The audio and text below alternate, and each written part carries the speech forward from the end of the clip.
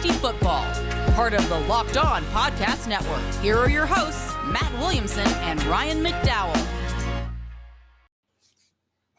Welcome into the Locked On Dynasty Football Podcast, everybody.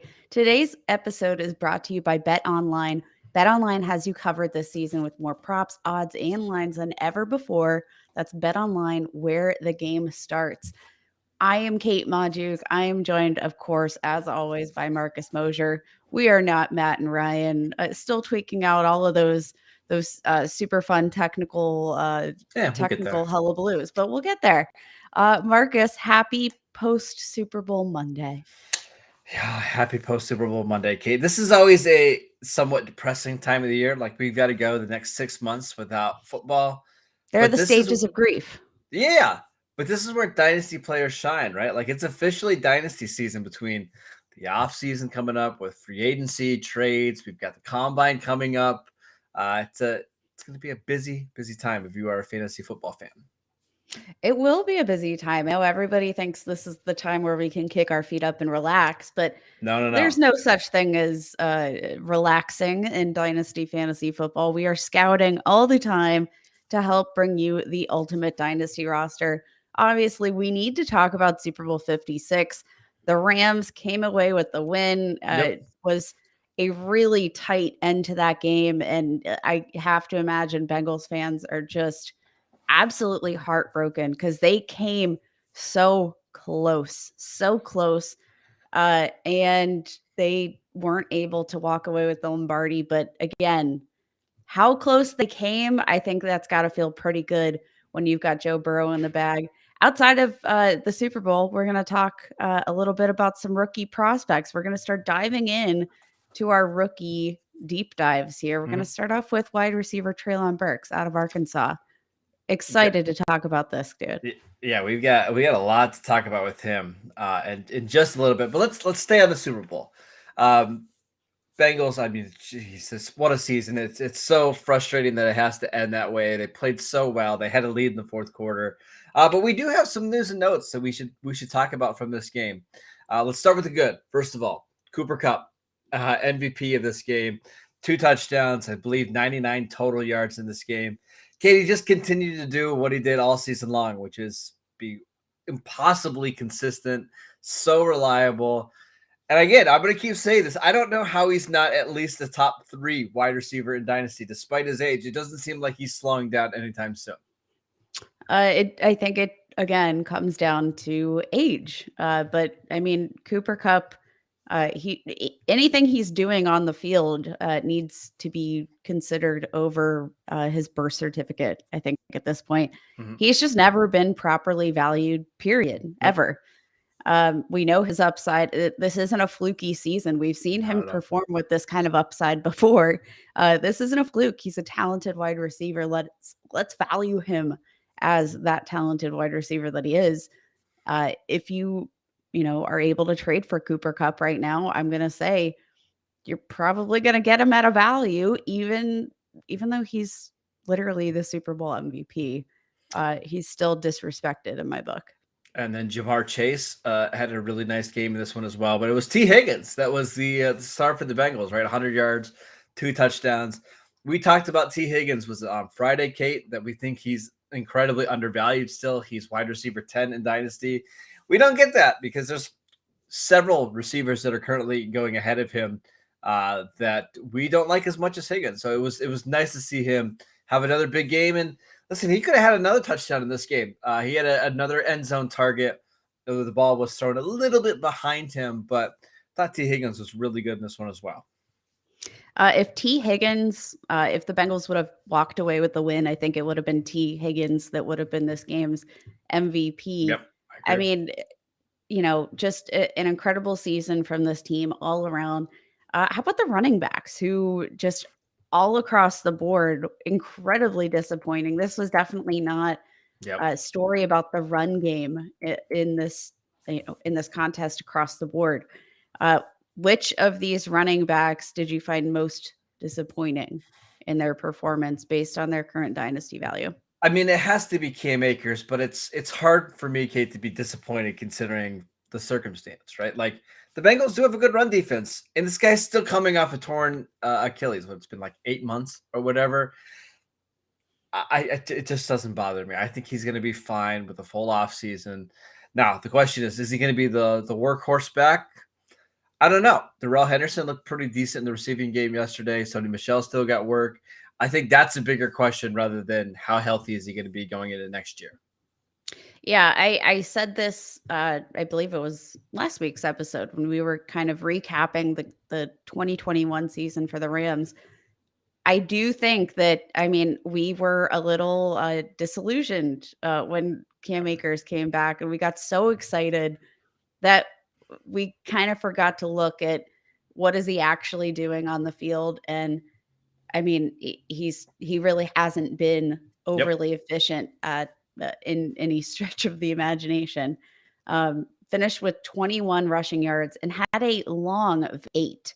So that means he was just getting stuffed and stuffed and stuffed like a double stuffed Oreo. I love double stuffed Oreos, but I don't love my running backs getting stuffed and stuffed. I definitely think he's going to bounce back, but Darrell Henderson, I do think he looks really explosive in the receiving game. So gonna have to watch for that. Any other takeaways from Super Bowl 56 in terms of some of these dynasty values? Because there were a lot of interesting players to watch in this game. Yeah, I think we need to talk about Odell, right?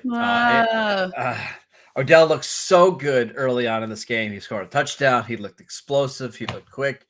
And then he hurts his knee. And it was a non-contact knee injury. And listen, we don't know the severity yet. We're recording this podcast on Monday morning. Don't know yet, but I got a feeling it's probably at least somewhat knock on serious. wood. Right, yeah. He's going into free agency in what, just a month?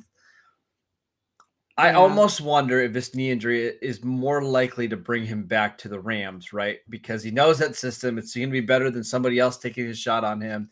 And if that's the case, I actually think that probably helps his dynasty value, because if he goes elsewhere with a different quarterback in a new scheme, the third team he's played on in the last calendar year, I would be a little concerned. So is this your opportunity to buy Odell Beckham? It's very late in the season, so I mean, it's really tough to imagine Odell Beckham being ready for any sort of like viable part of the fantasy season in the year to come. He is getting older. I love Odell Beckham. I do think that this is a good opportunity, maybe for the Rams to get him at a little bit more of a discount. Just given the injury, it's TBD. Again, we don't know the severity as of Monday morning, but didn't look fantastic. I know, it's so frustrating. And then we've got Joe Burrow, who has a knee injury. He managed to play through it. He did have a limp after the game. Doesn't seem like it's quite as serious as Odell's injury, but it's just another knee injury that Burrow has behind this bad offensive line. And you've got to figure, Kate, the Bengals this offseason are going to throw a bunch of resources at upgrading that offensive line, whether it's in the draft, a free agency, or trade. Do you worry about Burrow's long-term, kind of health because of this offensive line? I don't. I think after this season, they're going to need to, I think it's overly apparent that they need to make some investment. Obviously, there was so much talk. Should they have drafted Penei Sewell? I don't think Penei Sewell would have brought them to the Super Bowl specifically. No. So I think that narrative would have been quite different. He might have had protection this season with Penei Sewell, but I don't think they'd be. Well, their biggest problem is guards, not tackle anyways, right? They need interior offensive line help, not a right tackle. I mean, they could use that, but sorry to cut you off. They just need to make some investments. And I think, I mean, they're a team that's not necessarily strapped by the cap this year. They've got room to play around here. So I think they need to make that investment now that it's become so glaringly obvious.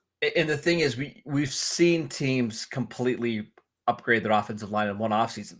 Look at the Chiefs last year against Tampa Bay. Like, Mahomes was running for his life last year. In one offseason, they fixed it, right? They traded for in the Super Bowl. Like, It was in the national stage of the Super Bowl that it became that glaringly obvious. Yep. I feel like that primetime stage really set Patrick Mahomes up to be the featured discussion, because there was no way that this organization was going to get away with not protecting Patrick Mahomes any longer. And I think last night similarly set the stage for Joe Burrow to make the push for a Yep. huge upgrade on that line. My guess is they'll go out and sign a free agent right guard. And they'll probably draft a tackle in round 1.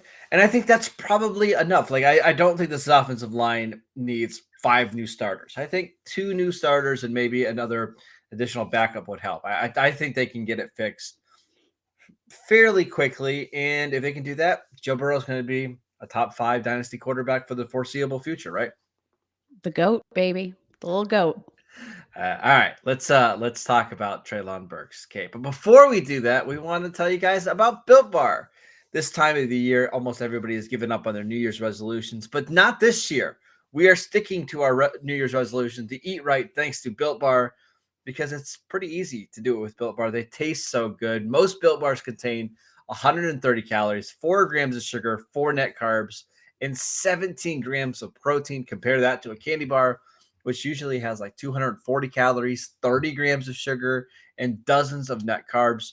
There's so many great flavors, including mint brownie, coconut almond. And the new flavor for this month is white chocolate cookies and cream. They are all delicious. Yeah, they're so good. They're going to be sending us a box here, I believe, soon. So there you go. If you think a flavor might be good, they'll make it. They're going to try and have great new flavors every single month. Go to Built.com, use promo code LOCK15 and get 15% off your order. Use promo code LOCK15 for 15% off at Built.com. All right, Kate, let's talk about Arkansas wide receiver Treylon Burks, who currently right now on Dynasty League Football is the 101 in rookie drafts. I know you had some time this morning to sit down and watch him. What did you think? Built like a tank, man. Yep. This dude, I love me some big and bulky wide receivers, especially big and bulky wide receivers that have a little speed on them. Mm-hmm. Treylon Burks, 6'3", 232 on Player Profile, Player Profiler, coming out of Arkansas, had a 45.9% college dominator rating. He absolutely dominates across the board. Mm-hmm. I saw one note this morning that he had hit like 22.1, I think, miles per hour at some point this season, which would have ranked 3rd in the NFL for the entire season. Like, this dude is the ultimate combination of size and speed, playing out of the slot a lot, but still, I think his size gives him some edge when he's playing on the outside, even if he's not separating quite as much. That size is always going to give you an advantage in contested catchability. So you are a huge Treylon Burks fan. Tell me, what do you see out of this guy? What are you most excited about? And is he appropriately ranked as the 101 in Dynasty rookie drafts right now? So what I've seen so far is this is the player that I think the fantasy football community and draft Twitter has the biggest discrepancy on, because for fantasy players, this is pretty clearly the wide receiver 1. For draft and analysis, this is not, right? Drake London is currently going ahead of him. Chris Olave, Garrett Wilson, Jamison Williams. So I saw a lot of guys like Daniel Jeremiah, Todd McShay, Mel Kiper. They have Burks as wide receiver 4, wide receiver 5. And I'm not sure I agree. Kate, here is the list of wide receivers in NFL history to weigh over 225 pounds and run a 4.40 or faster. It's Calvin Johnson and DK Metcalf. Currently, DraftScout.com has Burks projected to run a 4.37 40-yard dash. That's nuts. It's nuts. And even if he doesn't run that time, let's say he runs a 4.44, right? There's only been 6 receivers in NFL history to weigh over 230 pounds and run a sub 4.540. Calvin Johnson, Andre Johnson, Chase Claypool, Vincent Jackson, Darren Waller, and Dorial Green Beckham. 5 of the 6 hit at their respective position, right? So he's just a freak athletically. And when you have the production that he had in the SEC and you have that size, you don't have to be a great route runner to be a valuable fantasy asset. Just look at like DK Metcalf over the last couple of years. Look at Chase Claypool. I think he's very, very intriguing. Well, and similarly, interesting the comp to DK Metcalf there. Obviously, the size and speed are tremendous. He's an athlete. DK Metcalf was also somebody that fell. I don't know. We'll see how that 3-cone turns out at the combine, but I mean, across the board, he did a lot of really impressive things this past season. In the NCAA on a minimum of 50 targets. He had the second highest passer rating among all wide receivers when targeted. Yep. Nearly perfect, 155.3, ranked third among these wide receivers in yards per route run, 3.57 yards per route run, 9.3 yards after the catch per reception. That tied for the third most among wide receivers. He statistically is putting up what you want. He's scoring touchdowns. But my biggest curiosity, I think, is why is there a discrepancy between, draft community versus fantasy football community? Because I think we would have all agreed that, if hindsight were 2020, a player like DK Metcalf would have been drafted much more highly than he was. Yeah, I think there's some unrefined parts of Burks' game, right? Like a lot of his game was manufactured touches, whether it was from the slot or whether it was out of the backfield or on jet sweeps. Like he's not the most technically sound receiver. And I think guys like Chris Olave from Ohio State and Garrett Wilson from Ohio State are just a little bit more safe. Sufficient? Yeah, but they're safer. And I think draft Twitter likes the safer prospect. And I think there's maybe some bust factor here with Burks. I keep coming back to this. When you have that kind of production and you're that big and that fast, more often than not, you hit. And it might take Burks 2 or 3 years before he reaches a ceiling where somebody like Chris Olave could come in right in and help a team right out. It wouldn't shock me at all if Burks has 500 yards and 4 touchdowns in his rookie season, and we're a little bit bummed about that. But I think because he is a little bit more raw than these other prospects, that's why you're seeing him ranked a little bit lower. Interesting. Let's take a quick break, and then when we come back, I want to talk about maybe some interesting landing spots and where we could see these landing spots maybe giving him the most value versus where do we not want to see him land. Because we want a nice spot for this. I got some spots I don't want to see him land. Kate. Let's tell you guys about BetOnline, our title sponsor from today. Football season might be over, but basketball is in full steam for both pro and college hoops. From all of the latest odds, totals, player performance props to where you'll find the next coach fired is going to land, BetOnline.net is the #1 spot for all your sports betting needs. BetOnline remains the best spot for all of your sports scores, podcasts, and news this season. And it's not just basketball. BetOnline.net is your source for hockey, boxing, UFC odds, right to the Olympic coverage and information. Head to the website today or use your mobile devices to learn more about the trends and the action. BetOnline, where the game starts. All right, Kate, let's look at some teams that could theoretically draft the receiver high in this year's draft. And I think when it's all said and done, Burks is probably going to be a first-round pick. We probably start at number 10 with the Jets. I think that's a possible landing spot. Cleveland obviously needs a wide receiver. Baltimore probably not after drafting Rashad Bateman last year. Philadelphia could draft another. Where do you think would be one of his most ideal landing spots? Most ideal landing spot. I think I'm actually probably going to consider maybe the Indianapolis Colts, but I don't think many people are going to like that because of the question marks at quarterback right now. But this is a team that I do think there's so much room if they have the quarterback position secured. This is such a well-balanced team, a well-balanced run game. And I think there's so much, room alongside Michael Pittman Mhm. to make a name for yourself. I think they could use an athletic freak like Treylon Burks, and I think that there's plenty of room in that room to, have him get some of that limelight there. I agree. I love the Chargers at pick number 17. Like if they let Mike Williams walk in free agency, which is very possible. Keenan Allen's getting a little bit older. They drafted Josh Palmer in the 3rd round, but he's not really a speedster. You put Burks in his speed and athleticism with Justin Herbert, and I bet you they could make sweet, sweet music. That would be my favorite spot, Kate.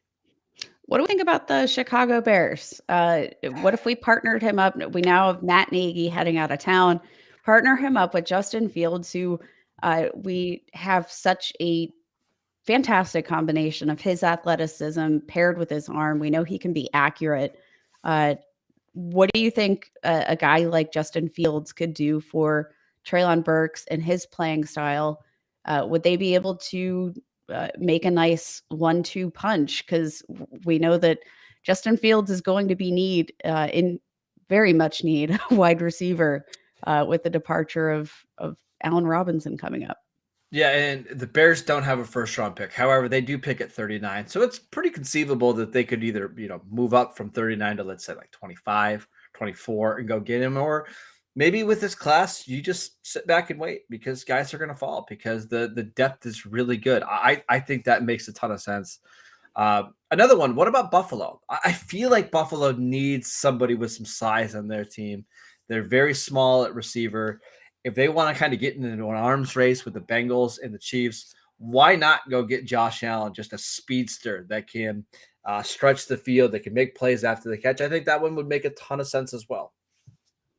Yeah, definitely would be interested to see what their thoughts are, uh, especially about their wide receiver room now that we've had this sort of emergence of Gabriel Davis. Mhm. We've talked about how he's not necessarily been the most dominant player throughout the season, but they did make it a point to get him targets towards the end of the season and generate touches for him. So, kind of curious to see how they view their wide receiver room after the postseason performance of Gabriel Davis. I'll give you 2 more. I just want your quick thoughts. The Lions pick at 32. Was that somebody that you would want to see there or no? Uh, Absolutely. And I feel like folks are not totally sold in on that again because of the quarterback. Uh, I'm trying very much to dismiss any concerns regarding quarterback position and just think about team needs because you might not be psyched that Jared Goff is the quarterback for the Detroit Lions, and we don't know how long that'll last. But we've seen fantasy production out of wide receivers from Jared Goff, like that. That's just point blank. How about Give him. Jacksonville? They I pick don't at want 33 in the 2nd round. to. Marcus, I just don't want to send anybody to Well, Jacksonville. yeah, but okay. So here's the thing: if you believe that Trevor Lawrence is going to be a Oh, franchise quarterback, is this the type of receiver that could kind of unlock Lawrence? Somebody that does have some downfield speed and some height. yeah. You're not excited about this. I get it. Listen, I here's the thing: there's worse landing spots for Burks, and this is what I'm afraid of. And it's the range where I think he's going to land. I'm looking at like 21 to the Patriots. I don't think that's a good mesh of Mac Jones' skill set. Like I don't love that one. The Raiders need a receiver, and they really want somebody who can stretch the field. And Burks might end up being the fastest receiver in this class outside of Jameson Williams. We know I they think like Burks, fast. yeah, and we know they like fast, and I think Burks could actually be a really good player in that role, like Henry Ruggs, but not give us the fantasy upside that we're hoping for, right? Yeah, I think that's totally fair. I again, like the Raiders at this point are one of these organizations where I could just see them sort of enamored with the physicality, the Mhm. athlete, because they like that flash. But I I don't want to see any wide receiver that I think needs some polishing and development go into the situation that's just been cultivating in Las Vegas. And I'm going to give you one more. This one might feel like a little bit of a hot take. I don't really want him to go to the Chiefs either. And I know the Chiefs are looking at maybe adding some wide receiver talent, but as we've seen over the last 2 or 3 seasons under Mahomes, the third passing option in this offense just doesn't get consistent amounts of targets, right? Like we've seen McCole Hardman, we've seen Josh Gordon, and there'll be games in which Burks, if he is that, the second receiver, the third option, looks really good. I just would rather have him go to a situation where you can be more consistently targeted. I'm not sure that's Kansas City. Yeah, and I think, maybe as they, as Travis Kelce ages, if they're looking for somebody like we've even seen Treylon Burks play a little. We've seen him play out of the slot. We've seen him play a little bit, a few snaps in line this season. He's a big dude, and maybe if you're kind of trying to plan for the future there, and you need that next big possession guy, Treylon Burks could be a really interesting answer there, but. Again, not in the short like term, you said, I don't think, right? Not in the short term, not needs a little bit more of that development. But is that a system that I trust to develop their team and their wide receivers? I do. Because I think when they're asked upon, they deliver. But it's that consistency in terms of being asked upon. Yes, I agree. Just doesn't happen all the time. Burks is really interesting. I think I'm curious to see how much the draft capital changes the thoughts on him, because if he goes inside the top 20, I think it's probably a lock that he ends up being the wide receiver 1 in this class. But if he goes late first round or into the second round, are fantasy managers going to panic, or are they going to say, hey, we saw the way the 2019 draft played out with A.J. Brown falling to the second round, with DK Metcalf falling to the second round. It's just not that big of a deal, and the landing spot is more important than the draft capital. We'll see, Kate. It should be fascinating to see how Burks' value changes throughout the draft process. Yeah, and we'll be keeping you guys posted. We're going to be continuing on with these rookie profiles, breaking down the prospects. Where do we want to see them land?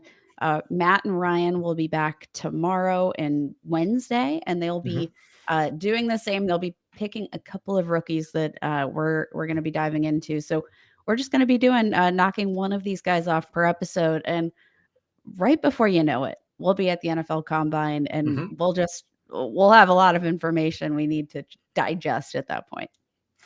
All right, guys, follow the show at Locked On Dynasty on Twitter. You can follow Kate at FF Ball Blast, and I'm at Marcus _Mosher. We'll see you guys